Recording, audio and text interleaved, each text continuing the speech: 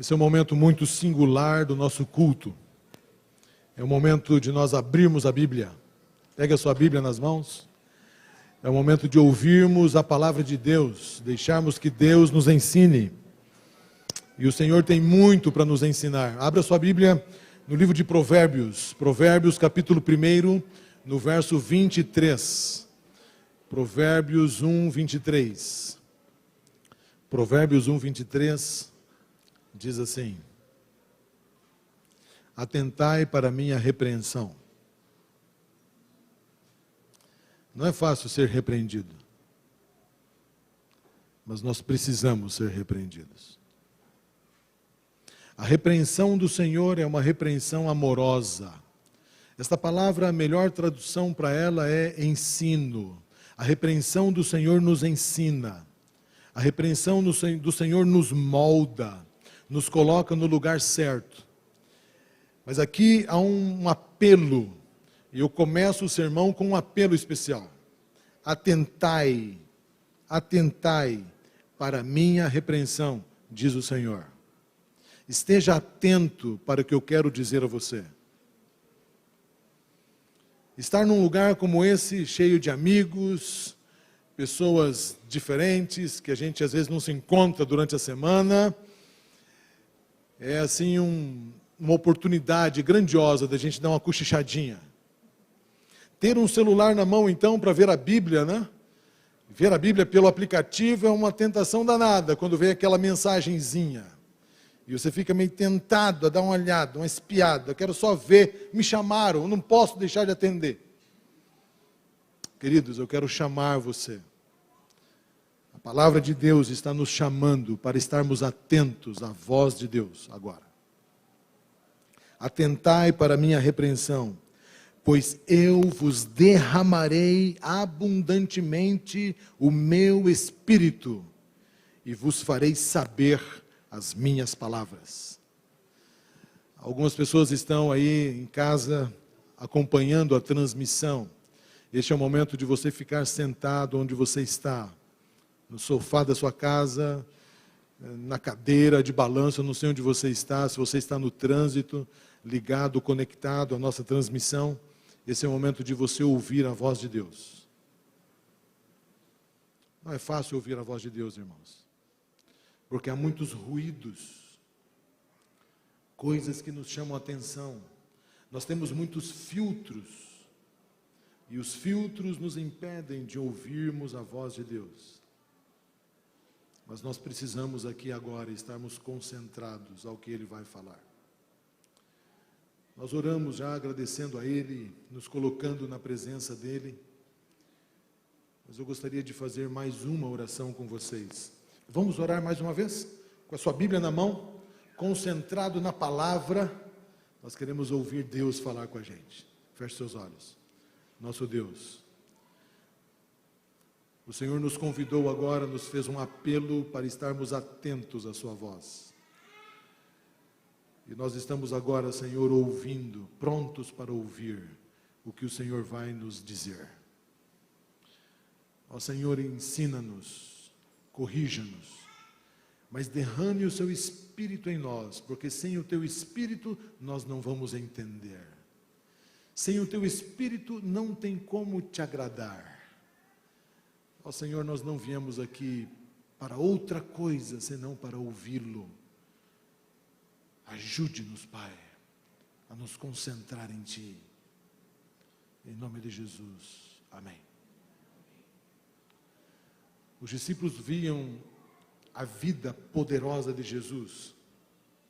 Eles olhavam como Jesus caminhava, como Jesus tratava as pessoas, como Ele curava, como Ele falava. A voz de Jesus era poderosa. Ele tinha a resposta certa, na hora certa, e o que Ele falava edificava as pessoas. E um dia, Jesus estava terminando o seu momento de oração, e eles relacionaram a vida poderosa de Jesus a uma vida de oração. Mas eles também oravam, mas eles não tinham o mesmo poder que Jesus tinha. Então, um certo dia, os discípulos chegaram até Jesus e fizeram uma pergunta, fizeram um pedido especial. Eles disseram assim: mestre, o senhor pode nos ensinar a orar? E Jesus então começou a ensinar os seus discípulos. Eu quero ler o início dessa resposta de Jesus no livro de Mateus, Mateus capítulo 6. Mateus capítulo 6. E eu vou ler os versos 9 e 10. Então o Senhor diz assim: portanto, orareis assim: Pai nosso que estás nos céus, santificado seja o teu nome. Venha a nós o teu reino, e seja feita a tua vontade, assim na terra como nos céus. Essa primeira parte da oração que Jesus ensinou, do ensino de Jesus aos discípulos, é muito forte e significativa para a gente. Quando Jesus disse assim: eu quero que vocês orem assim, Ele não estava dizendo: vocês vão orar com essas palavras, vocês vão orar desse modo, dessa maneira. Quando vocês orarem, não se esqueçam de me chamar de Pai. Me chamem de Pai, eu quero que vocês me chamem de Pai. Jesus também disse assim: Pai nosso que estás nos céus, santificado seja o teu nome. Eu quero que o meu nome seja santificado na vida de vocês. Peçam por isso, clamem por isso, orem por isso. Me chamem de Pai e orem para que o meu nome seja visto na vida de vocês, para que vocês sejam santos como eu sou santo. E Jesus disse também na sua oração: venha o teu reino. Nós precisamos pedir que o reino de Deus venha até nós, que façamos parte desse reino. Em outras palavras, o nosso reino não é aqui, o nosso reino não é deste mundo, o nosso reino é superior. Então o Senhor quer que nós vivamos nesse reino superior. Ele está respondendo à oração dos discípulos, mantenha isso em mente. Ele está respondendo à oração dos discípulos: vocês querem ter uma vida poderosa, vocês querem orar de maneira certa, então peçam para que o meu reino esteja na vida de vocês. Vocês precisam viver no meu reino, e para isso vocês precisam se desligar desse reino aqui embaixo.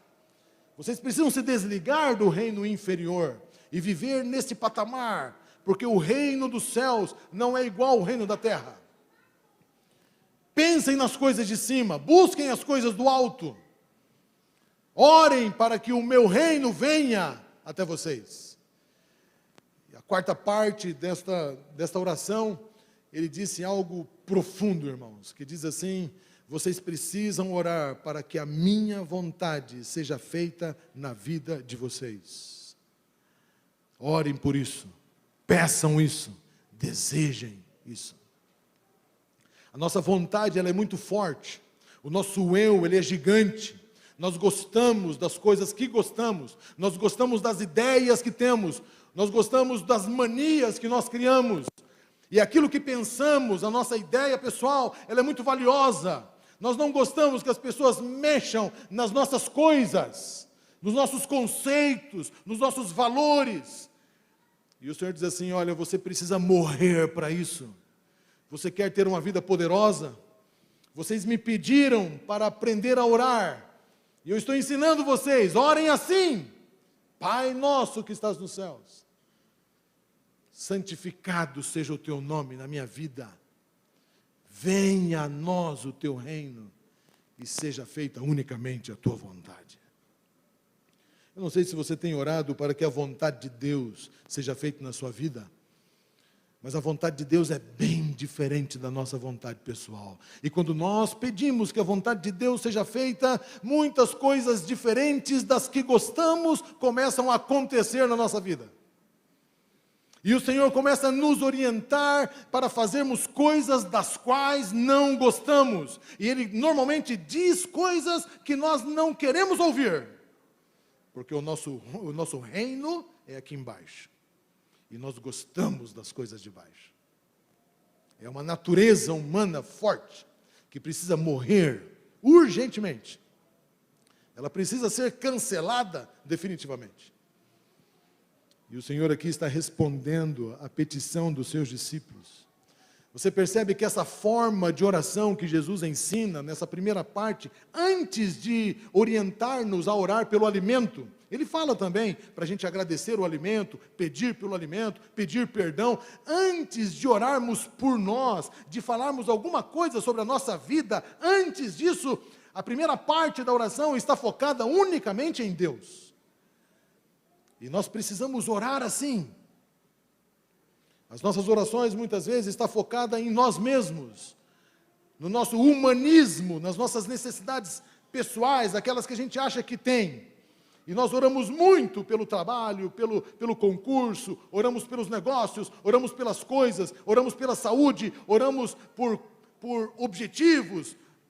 Mas nós esquecemos, às vezes, de priorizar em nossa oração, de passar tempo em nossa oração pedindo pelo reino eterno de Deus. E talvez seja por isso que nós temos tanto da terra em nosso coração e pouco do reino de Deus em nós. Quer ter uma vida poderosa, diz o Senhor, passe tempo orando sobre as coisas espirituais. Esqueça um pouco as coisas materiais, deixa isso para segundo plano. A oração de Jesus não começa em nossos interesses, não começa em nossas necessidades pessoais. A oração que Jesus ensina começa com os interesses de Deus, o nome de Deus, a vontade de Deus, o reino de Deus em primeiro lugar. E Jesus ensina a orarmos assim. Isso quer dizer que o propósito da oração é glorificar o nome de Deus e pedir que a vontade dele seja feita na nossa vida. Eu não sei quanto tempo você passa orando. Não sei quanto tempo você passa orando, mas nesta semana você vai me ouvir falar muito sobre a necessidade de orar, a necessidade de passar tempo na presença de Jesus Cristo. Mas não é só passar tempo na presença dele. Os discípulos passaram muito tempo na presença do Mestre, anos se passaram e eles ainda estavam discutindo quem seria o maior entre eles. Não é só passar na presença do Mestre. É passar na presença do Mestre buscando o Mestre, buscando a pessoa dele na nossa vida. Nós precisamos muito mais de Deus do que das coisas de Deus. Esse é o estilo de vida do reino. E o preparo para vivermos eternamente no reino celestial, quando Jesus voltar, começa quando nós passamos a viver no reino de Deus aqui na terra. Então o Senhor quer nos ensinar a vivermos no seu reino aqui na terra, para que estejamos habilitados, prontos, preparados para continuar vivendo, agora de maneira mais intensa, no reino celestial. Mas desligar-nos do reino da terra para nos ligarmos às coisas eternas é um caminho necessário. É por isso que a música que cantamos é um convite à santificação. Santifica-nos, Senhor. Nós não seremos santos na presença de Deus, se nós não buscarmos essa santidade. O Senhor Jesus no Getsemane orou por isso.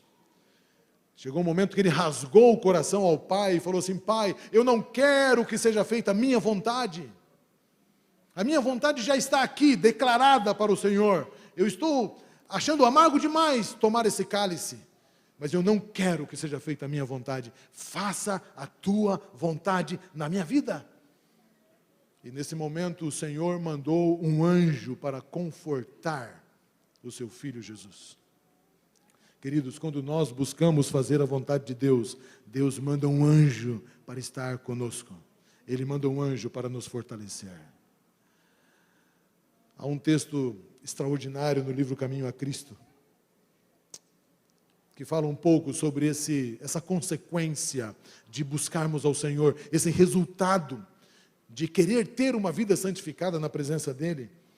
O texto está no livro Caminho a Cristo, na página 44 e 45, e eu quero ler pausadamente aqui com vocês, diz assim: quando Cristo habita no coração. Quando Cristo habita no coração, a pessoa se sente tão repleta do seu amor e da alegria da comunhão com Ele, que se torna cada vez mais apegada a Ele.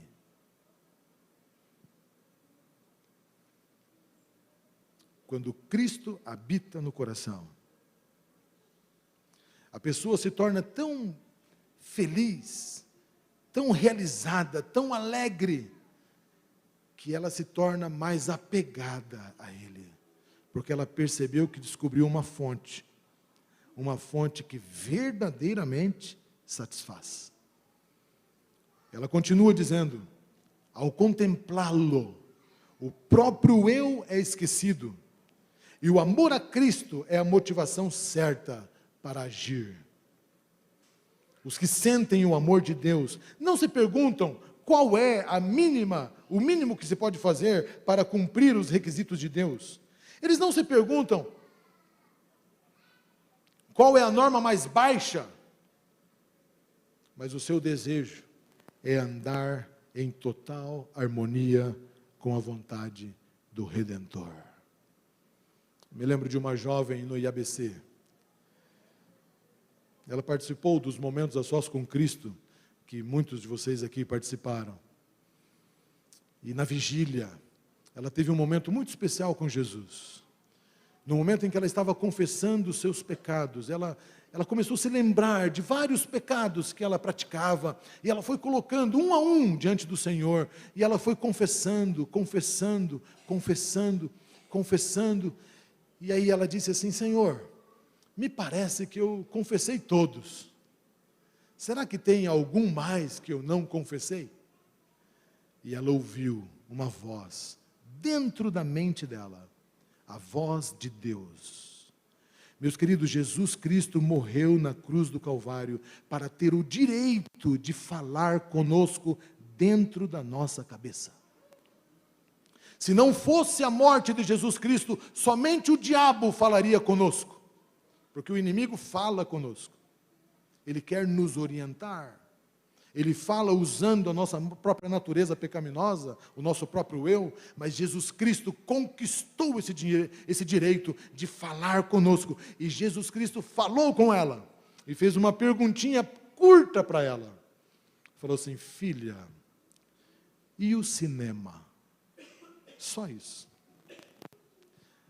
E ela começou a chorar, e ela falou: Senhor Jesus, eu não sabia que o cinema te machucava tanto. Eu quero entregar também o cinema nas tuas mãos. E ela confessou os seus pecados. No testemunho dela, ela disse que ela havia procurado muitas pessoas já para perguntar sobre o cinema, e ninguém tinha dado nenhuma resposta razoável para ela. O pastor dela falou, explicou, os pais explicaram, todas as pessoas explicaram, ela leu uns livros aí que indicaram para ela, mas ela nunca havia se convencido de que o cinema realmente era um lugar perigoso, um lugar ruim, coisas deste mundo. Mas em oração, quando ela recebeu Jesus dentro do seu coração, e ela perguntou: Senhor Jesus, tem mais algum pecado que o Senhor quer que confesse? Bastou Jesus fazer uma pergunta, e o cinema, e ela se convenceu, não precisou de argumentos. Nós não precisamos de argumentos para decidir fazer o certo ou o errado, não precisamos de argumentos. Nós precisamos de uma pessoa que nos dirija naquilo que é correto, e essa pessoa se chama Jesus Cristo. Quem recebe Jesus dentro do seu coração, gosta de andar em total harmonia com a vontade dEle, gosta de fazer a vontade dEle, tem prazer em deixá-lo feliz, e com sinceridade renuncia a tudo, e manifesta um interesse proporcional ao valor daquilo que buscam. Esse texto é profundo demais, queridos. Mas a parte final dele é uma parte assim triste, porque fala sobre aqueles que deixam de buscar Jesus. E ela diz assim: dizer ser cristão sem sentir este amor de Jesus no coração, esse amor profundo, é falar de maneira vazia, é uma fria formalidade. É algo extremamente penoso. Não sei se tem algum jovem aqui na igreja que acha penoso ser adventista do sétimo dia. É penoso. Não pode, não posso, não pode, penoso. Não sei se tem algum irmão, algum pai, alguma irmã que acha penoso demais fazer a vontade de Deus. Talvez esse texto aqui nos mostre o que esteja acontecendo com a gente. E isso aconteceu comigo durante muitos anos, irmãos, muitos anos. Mesmo depois que eu já era pastor, eu fui um cristão formal, que procurava fazer aquilo que era correto, sem, contudo, ter um conhecimento pessoal de Jesus Cristo. Eu não achava que precisava tanto do Espírito Santo, como Deus tem me mostrado nos últimos anos que eu preciso dele. Eu fiz muitas coisas sem o Espírito Santo, irmãos, muitas coisas, das quais eu me envergonho. E muitas coisas que eu fiz foi para o Senhor, mas sem Ele, sem o poder de Deus, pela motivação errada. E Deus me levou para um retiro de 10 dias em Ilhéus, Bahia, para me mostrar que a minha vida estava completamente equivocada. Durante 10 madrugadas, das 3 às 6 da manhã, o Senhor falou comigo, o Senhor me orientou, o Senhor me repreendeu. Ele enviou o seu Santo Espírito para dentro do meu coração, dentro da minha mente, para me mostrar que se eu continuasse a viver de maneira fria, se eu continuasse a viver de maneira mecânica, formal na igreja, achando penoso servir ao Senhor, eu não estaria pronto para ver o rosto do Senhor Jesus Cristo. Durante essa semana eu quero contar para vocês como foram esses 10 dias. Eu não consigo hoje nessa introdução, mas eu separei algumas partes para contar, cada dia um pedacinho, para testemunhar a vocês da grandiosa graça do Senhor, como Ele é capaz de pegar um pastor perdido e trazer para perto dele e transformar o coração. Se Deus pode transformar o coração de um pastor, Ele pode transformar o seu coração. Ele pode te dar prazer nas coisas dEle, Ele pode, Ele quer fazer isso. Ele quer que você o sirva por amor. Mas nós temos dois grandes inimigos. O primeiro grande inimigo chama-se Satanás, o inimigo das almas. E o segundo inimigo, mais forte do que o primeiro, é o nosso próprio eu.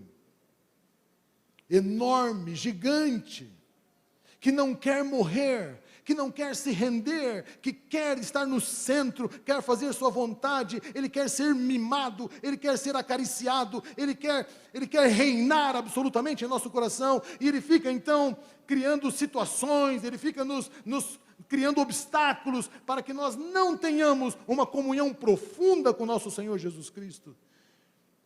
E uma das estratégias do inimigo está relacionada à cultura do cancelamento. Escolher o título dessa semana não foi algo fácil. Em algum momento, Gustavo, eu até quis mudar o título, né? Gustavo se lembra disso? Pelo peso que esse título me trouxe. E o Senhor sabe disso. O quanto que eu não quis falar sobre esse assunto. O quanto que eu fugi dele. Mas Deus usou Gustavo para me manter firme nesse propósito. Gustavo segurou assim e falou, não, pastor, vamos lá. Você é um homem de Deus, Gustavo. Deus fala com você. E aqui estamos nós para tratar um pouco desse assunto, tão moderno, tão atual. Essa é uma cultura nova. 2, 3 anos para cá, vem se intensificando. Tem sido cada vez mais comum assistirmos, especialmente pessoas famosas, artistas, sendo cancelados, o fatal cancelamento, quando pessoas são canceladas nas redes sociais, e algumas até mesmo perdem o emprego ou perdem os patrocínios por aquilo que disseram. Quando aquilo que é dito não está em harmonia com o pensamento e os padrões do grupo de pessoas onde ela está inserida. E essa cultura, ela vem ganhando força. E normalmente o cancelamento ocorre nas redes sociais. Mas como eu disse, a pessoa muitas vezes ela é rechaçada, ela é criticada e ela é excluída, banida. Mas muitas vezes ocorre também demissões, ocorre perda de emprego, contratos, cancelamento de patrocínios e vira realmente a vida da pessoa de cabeça para baixo. Um dia ela era, outro dia ela não é mais. E outro dia ela está na boca de todo mundo, sendo condenada, sendo criticada. Quem não se lembra do jogador de vôlei Maurício, que foi cancelado e demitido por uma expressão que foi considerada homofóbica, que ele postou em sua rede? Quem não se lembra do cantor Sérgio Reis, que foi cancelado por tecer alguns comentários considerados antidemocráticos, ou até mesmo a cantora Bruna Carla, recentemente cancelada por decidir não cantar no casamento de um amigo? A grande questão do cancelamento é que o cancelamento mexe com aquilo que nós consideramos de maior valor.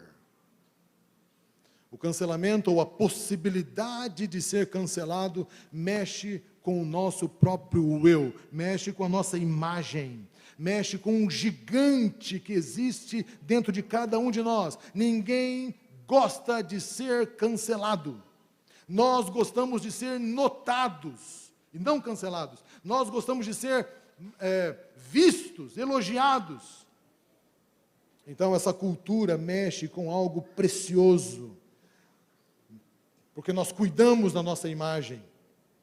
E nós giramos em torno de uma reputação que construímos ao longo de muitos anos. E perder de uma hora para outra, ou considerar a possibilidade de perder, nos assusta. Ninguém quer ser cancelado. O nosso ego é capaz de fazer qualquer negócio para sobreviver, para reinar de maneira absoluta dentro de nós. Nos anos 80 e 90, quem não se lembra dos grupos sociais, né? Nessa época não tinha essas redes sociais, mas as nossas redes eram presenciais, né? As nossas rodinhas nas faculdades, as rodinhas no intervalo, as rodinhas na hora do recreio, o famoso recreio, as rodinhas no shopping center, nas lanchonetes, e ser aceito na rodinha, ser aceito pelo grupo é muito importante, especialmente para o jovem, para o adolescente, para aquele que está construindo ainda a sua identidade, a sua imagem. Ser aceito ali faz parte da sua formação. Quem não se lembra dessas rodinhas? A pressão do grupo exercia uma grandiosa influência sobre as nossas decisões, e muitas vezes nós decidíamos algo por conta da pressão do grupo. Hoje, a pressão é muito maior. Porque não é apenas o grupo que te segue nas redes sociais, mas todos na rede podem opinar. O número de opinadores e palpiteiros multiplicou-se assustadoramente. E esses seguidores da rede podem opinar a respeito do que postamos. E eles podem julgar, eles podem contrariar, debater, rechaçar, condenar e cancelar. E ninguém quer passar por isso. Eu não tenho dúvidas, querido, de que a cultura do cancelamento é uma maneira de motivar o nosso ego a fazer aquilo que nós não gostaríamos de fazer. Motivar o nosso ego a abrir concessões e fazer coisas das quais nós não gostaríamos, mas em nome do bom relacionamento nós acabamos fazendo. Ao nos amoldar ao pensamento da massa, com o lindo argumento de que você precisa repensar o seu código de ética e de moralidade para ser aceito. A subtileza da cultura do cancelamento é a premissa de que todos têm a liberdade de pensar o que querem pensar e construir as suas próprias verdades, mas no momento em que você coloca a sua verdade de maneira contrária à verdade da massa, você perde a sua liberdade. É uma liberdade vigiada. Pregue o Evangelho, e você pode ser visto como um louco. Posicione-se ao lado das verdades bíblicas, e podem te chamar de fundamentalista. Defenda os ensinos de Cristo, e nitidamente você será visto como diferente. Ame ao ponto de querer que a pessoa seja transformada, e você pode ser visto como uma pessoa intolerante. Eu apreciei muito o post do pastor Rodrigo Silva essa semana. Não sei quantos leram, mas ele postou uma frase interessante. Um artiguinho curto, uma reflexão rápida, objetiva, mas que nos ajuda a pensarmos um pouquinho. Ele não tratou diretamente da cultura do cancelamento, mas ele falou sobre a cultura do silêncio. Quando você fica com medo de expor o que você pensa ser verdade, com medo da reação daqueles que estão te vendo.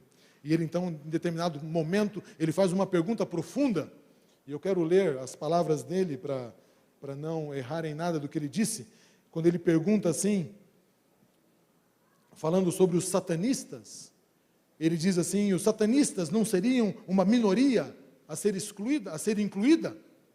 Os satanistas? A pergunta é como incluí-los? E se eles se articularem politicamente, amanhã nós seremos proibidos de expulsar demônios, ou dizer que o diabo é mau.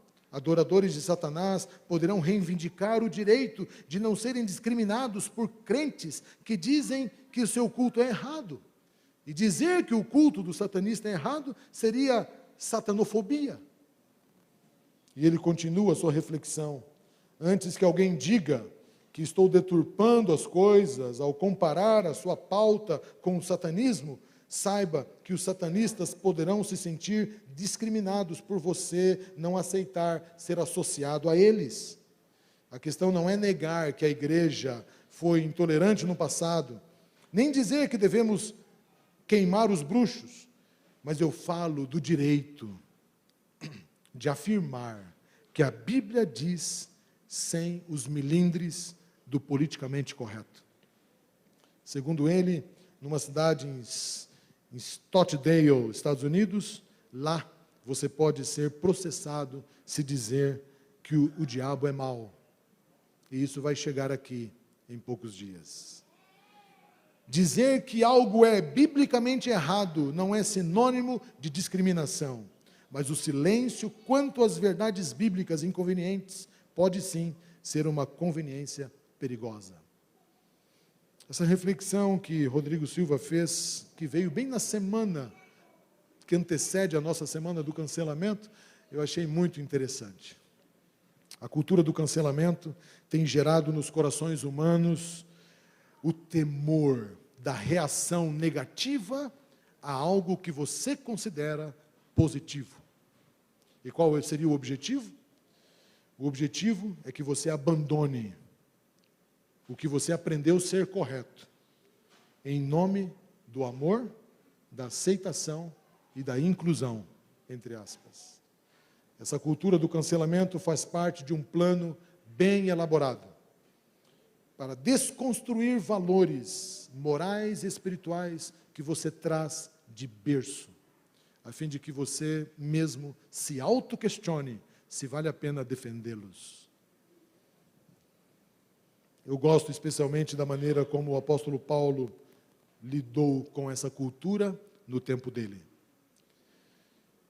Ele enfrentou a cultura do cancelamento da sua época, mantendo-se firme aos princípios do Evangelho e denunciando os erros praticados pela cultura, pelo ensino, pela filosofia do seu tempo.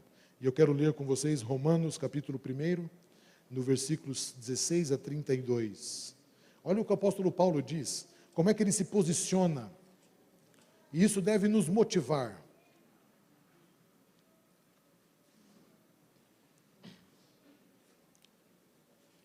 Romanos 1, verso 16 a 32, e ele diz assim: eu não me envergonho do Evangelho.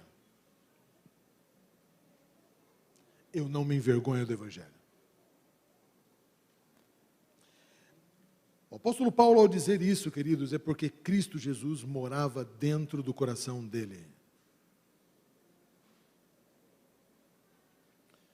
Minha maior tristeza como pastor sem Cristo, no período em que eu estive ministrando, sem estar completamente ou preocupado em me entregar completamente a Ele, é que eu perdi muitas oportunidades de levar os meus jovens, os meus filhos, a minha igreja, a Cristo Jesus. Durante muito tempo eu me preocupei em trazer as pessoas para a igreja, mas a igreja não transforma ninguém. Você pode permanecer nessa igreja há anos e terminar fora dela, mesmo sabendo todas as verdades. O que transforma é a presença de Jesus dentro do nosso coração. E a presença de Jesus é dependente do derramamento do Espírito Santo em nós, porque sem o Espírito Santo, ninguém consegue agradar a Deus.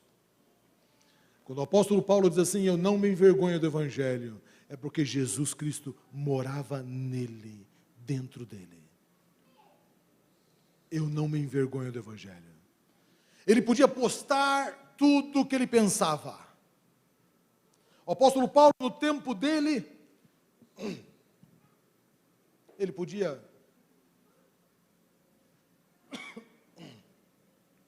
navegar livremente,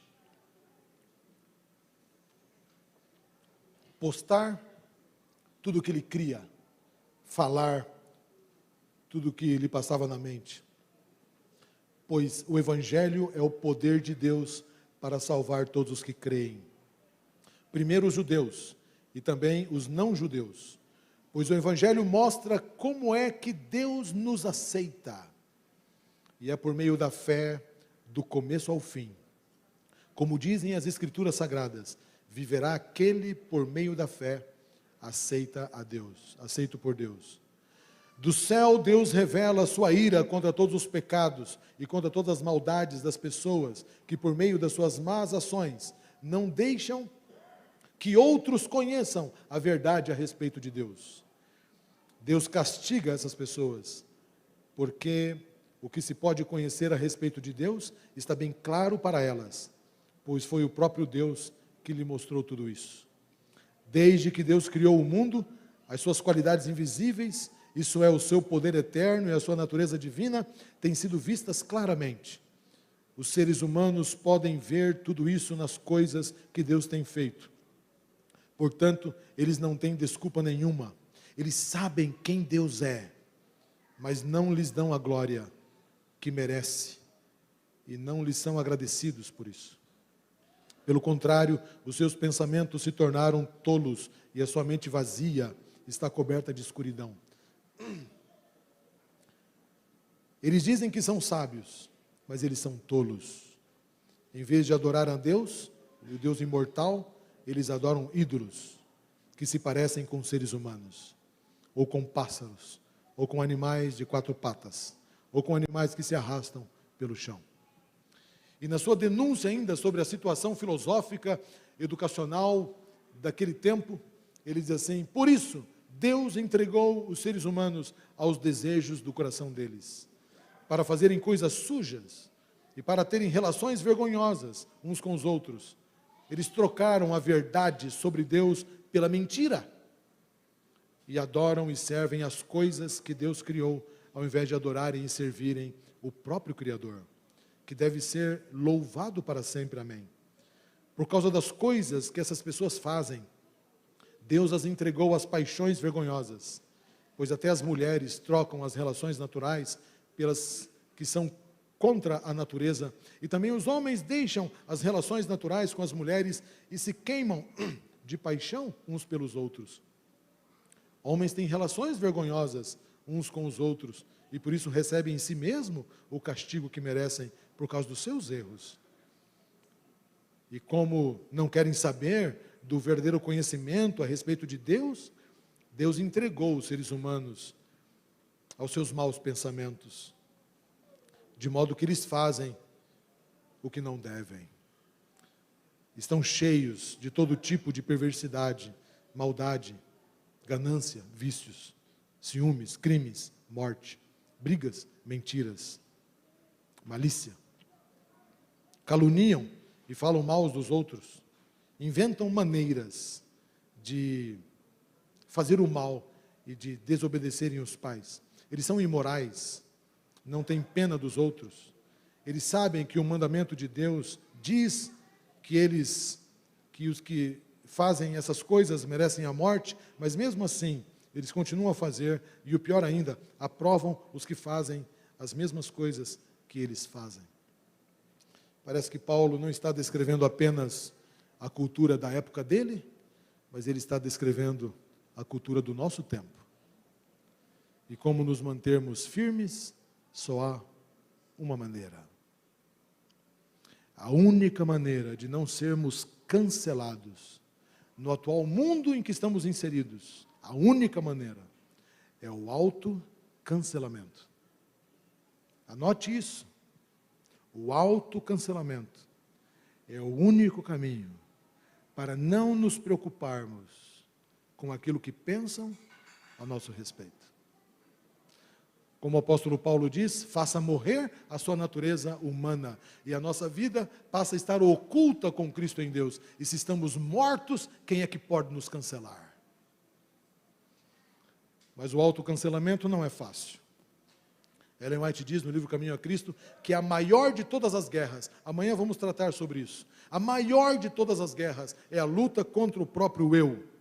E somente pela atuação do Espírito Santo isto é possível. Mas o fato é que o inimigo tem uma estratégia para que eu e você não sejamos autocancelados. E essa estratégia é mexer no nosso cardápio. E eu quero encerrar com essa dica para você. O Senhor Jesus deixou muito claro para nós que aquilo que ingerimos mexe na nossa mente. Satanás não quer que nós tenhamos a capacidade de receber o Espírito Santo. Não que o Senhor não queira nos dar o Espírito Santo. Não que nós não estejamos pedindo para receber. Não que Ele não queira nos atender em nossas petições. Mas é que nós muitas vezes não estamos em condições de receber o Espírito Santo, porque a nossa mente está como um estopor mental. Estamos com uma névoa na nossa mente. Estamos com um peso, como se fosse uma nuvem escura na nossa mente. O Espírito Santo quer trabalhar em nós, ele começa a fazer um trabalho em nós, mas a gente não percebe, não temos a sensibilidade de recebê-lo. E esse cardápio do inimigo mexe com a gente. E eu quero ler o que o Espírito de Profecia diz no livro Conselhos sobre Regime Alimentar, na página 56. Diz assim: o Espírito de Deus não pode vir ao nosso auxílio e assistir-nos no aperfeiçoamento do caráter, enquanto estivermos sendo condescendentes para com o apetite, em prejuízo à nossa saúde, e enquanto o orgulho da vida domina em nós. O Espírito não pode vir enquanto somos condescendentes com o apetite. No livro de 1 Coríntios, o apóstolo Paulo diz que o nosso corpo é o templo do Espírito Santo, é a moradia dele, e nós temos que cuidar desse corpo. Aquilo que a gente coloca dentro da nossa mente, dentro do nosso estômago, o que está dentro do estômago afeta a mente, e o que colocamos dentro da nossa mente, por meio de leitura, filmes, séries que assistimos, deixa uma névoa, deixa uma escuridão de trevas, e o Espírito Santo não pode entrar. O inimigo é muito sutil, queridos. Talvez ele não vá te impedir de vir à igreja. Talvez ele não consiga te impedir de se ajoelhar e orar, clamar e chorar. Mas ele vai fazer de tudo para que a sua mente não tenha condições de receber o Espírito Santo de Deus. Por isso, eu quero terminar com um texto bíblico, do livro de 1 Pedro, capítulo 2, versículo 11. 1 Pedro 2, versículo 11. Queridos amigos, lembrem-se que vocês estão estrangeiros, vocês estão de passagem por este mundo. Então eu peço, portanto, que evitem as paixões carnais, que estão sempre em guerra contra a sua alma. Eu li na linguagem de hoje. Esse verso, na versão Almeida, diz assim: abstende-vos dos desejos carnais. Esta palavra abster, no grego, apechomai, significa conter-se, refrear-se, guardar-se de. Apechomai é sinônimo de enkrateuromai, que significa exercitar autocontrole, ser sóbrio, exercitar a sanidade mental, pensar com sobriedade, utilizar o domínio próprio. E o que o Senhor está nos aconselhando aqui, queridos, lembrem que vocês são estrangeiros, vocês não são desta terra, vocês são do reino superior. Venha a nós o teu reino, nós queremos fazer a tua vontade. Por favor, você está de passagem desse mundo, eu peço a vocês, evitem, fujam, apechomai, contenha-se, refreia-se, controle-se, use o domínio próprio. Por favor, evite as paixões carnais. E aqui entra aquilo que comemos, aquilo que bebemos, o horário das nossas refeições. Aqui entra aquilo que assistimos, aquilo que vemos, aquilo que passamos os olhos nas redes sociais. Aqui entra aquilo que colocamos dentro da nossa mente. Abstende-vos das paixões carnais. Por quê? Porque essas coisas estão sempre em guerra com a sua alma. Satanás usa essas coisas, Satanás usa o alimento para desconstruir-nos.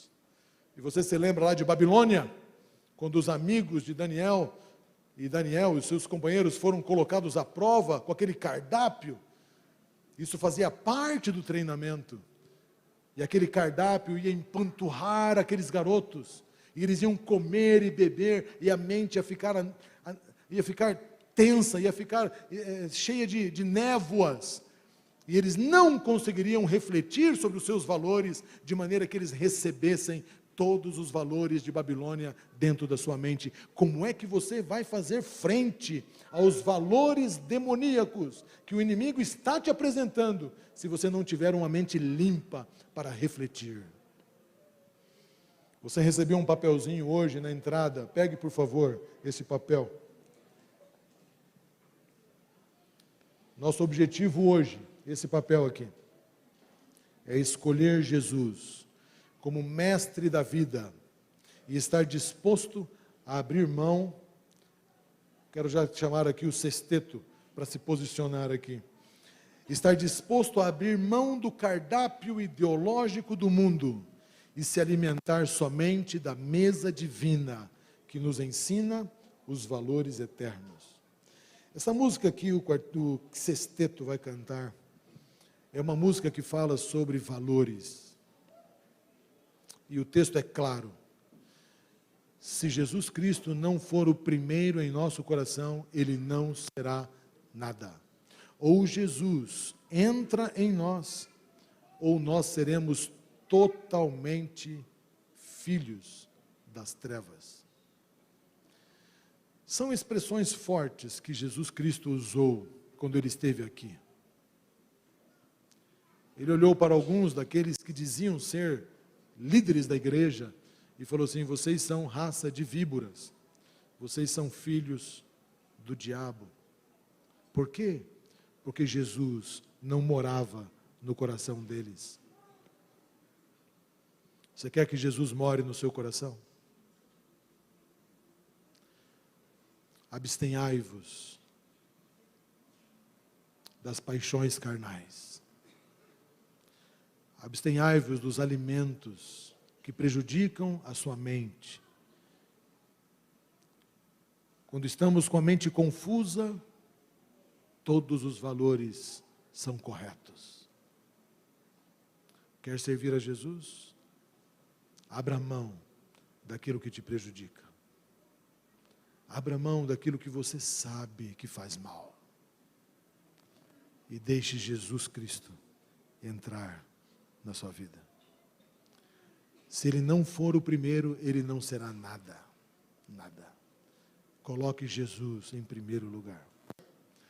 Se você quer isso para a sua vida, esse é um apelo muito pessoal. Você não precisa responder para ninguém, só para Jesus.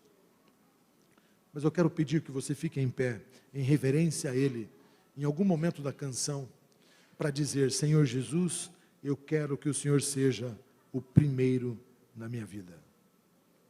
Porque se o Senhor não for, eu não o terei na minha vida. Antes da Bíblia, antes dos seus cargos na igreja, antes até mesmo dos cultos, antes de qualquer coisa, Jesus Cristo. Porque ler a Bíblia sem Jesus não resolve nada. Você precisa de Jesus. E Jesus quer entrar dentro do seu coração. E essa semana nós vamos buscar isso. Para que a gente não tenha medo de cancelamento nenhum. Nós vamos nos autocancelar.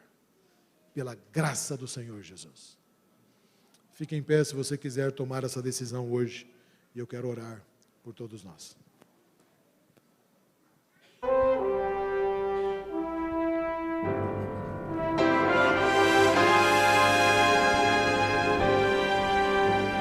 No trono do viver só existe lugar para lugar de quem governa todo o ser. No trono do viver só pode haver um Senhor. Se forem dois, um será amado e outro rejeitado. Vem, decide agora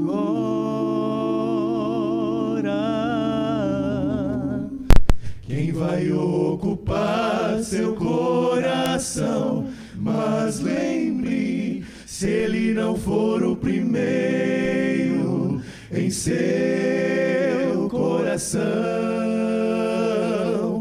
então já não é mais nada, não passa de uma ilusão. Mas se ele for o primeiro, o seu companheiro, motivo do seu existir, você vai viver, você vai sorrir, você vai vencer.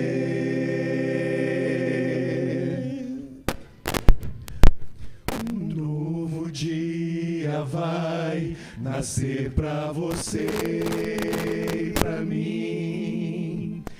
Depende de aceitar Jesus no viver. É hora de beber da fonte da vida. Você verá que em Jesus existe plena alegria. Vem decidir agora quem vai ocupar seu coração. Mas lembre, se ele não for o primeiro em seu coração. Então já não é mais nada, não passa de uma ilusão. Mas se ele for o primeiro, o seu companheiro, motivo do seu existir, você vai viver, você vai sorrir, você vai vencer. Não há batalha perdida com Cristo. Ele mesmo triunfou lá na cruz. Com sangue já provou que nos ama. Se o coração não for dele, não será de mais ninguém. Se ele não for o primeiro em seu coração, então já não é mais nada, não passa de uma ilusão. Mas se ele for o primeiro, o seu companheiro, motivo do seu existir, você vai viver, você vai sorrir, você vai vencer. Você vai viver, você vai sorrir, vai vencer.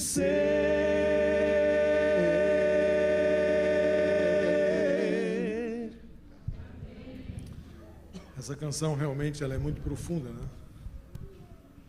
Jesus quer ser o primeiro, Ele quer ser o nosso companheiro, motivo do nosso existir. Você não vai ter medo de nada. A pessoa com Jesus, ela é imbatível. Nem a morte consegue derrubar. É Jesus quem nos dá coragem. Aquela lista de pessoas que vão ficar de fora por ocasião da volta de Jesus, há uma lista enorme que fala sobre os idólatras, os impuros, os assassinos. Mas se você viu lá em Apocalipse, primeira palavra da lista, os primeiros que vão ficar fora são os medrosos. Não tenha medo de se posicionar. Não tenha medo de defender as verdades que você crê. Não tenha medo de defender Jesus.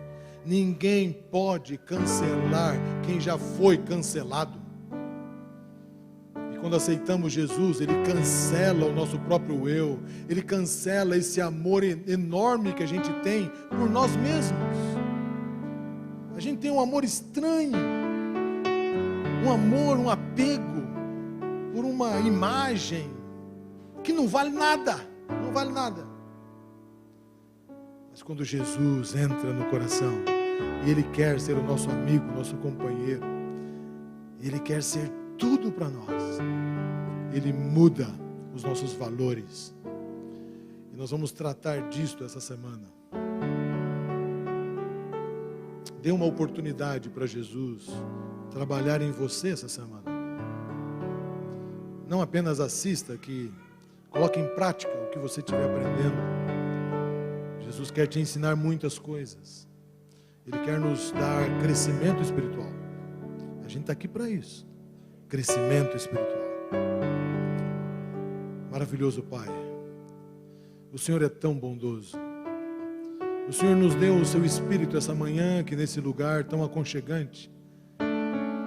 O Senhor trabalhou com os jovens nesse tema. O Senhor não permitiu que eu desistisse dele. O Senhor fez tudo aqui, Senhor. O seu nome está sendo honrado e glorificado. O Senhor de alguma forma quer nos ensinar a vivermos nesses dias difíceis. dias trabalhosos, diz a Bíblia. A gente não sabia que ia ser tanto como está sendo. E dias piores ainda virão. Mas nós, Senhor Deus, estamos entregando nossa vida a Jesus Cristo. Nós estamos, Senhor Deus, entregando o nosso cardápio a Jesus Cristo. Ó Senhor, nós queremos alimentar de Ti. Nós queremos, Senhor Deus, ter uma mente pura, para que o Espírito Santo more nela. Nós queremos ter um coração habitado pelo Teu Espírito, cheio de Jesus Cristo. Nós queremos ter coragem para defendê-lo, Senhor. Ter alegria de Te defender, mesmo com a faca no pescoço. Mesmo sendo cancelado em nossas redes sociais, mesmo sendo perseguidos, abandonados, nós queremos Jesus, porque Jesus é precioso para nós. Ó Pai, obrigado por nos mandar Jesus. Ó Jesus, obrigado por Teu grande amor, porque o Senhor não desiste de nós, porque o Senhor é capaz de salvar cada um de nós, Senhor, mesmo quando estamos numa igreja formal, seguindo formalidade, formalismo, sem poder, de maneira fria e mecânica, o Senhor pode nos transformar. Então receba o nosso coração, Senhor, e transforma-nos, em nome de Jesus. Amém, Senhor.